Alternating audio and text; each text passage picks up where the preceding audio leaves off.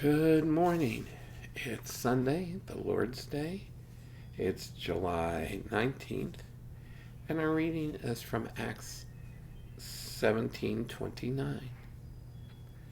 Being God's offspring, then, we shouldn't think that the divine nature is like gold or silver or stone, an image fashioned by human act and imagination.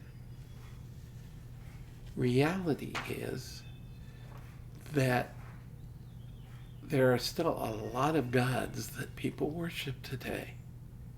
Creation itself, science, political movements, whatever. In fact, even as believers, whatever motivates our behavior in any given moment, at that moment may be an idol. But Paul is saying, and he's saying this on Mars Hill, that there's only one true God. And there's only one way to come to God, and that's through Christ Jesus. So we don't have to be concerned about the world's idols, except when God gives us the opportunity to share His truth to the world. But as believers, we need to be concerned that we're not following an idol, that our behaviors are motivated by being who God's called us to be. Because when we follow idols, we just find emptiness and trouble.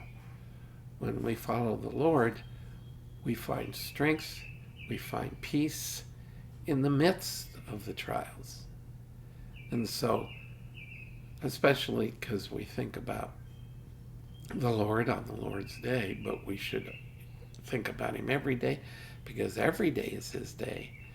Nevertheless, today is a good day to remember, or to consider, or to ask God to search our hearts to see if we've let any idols slip in.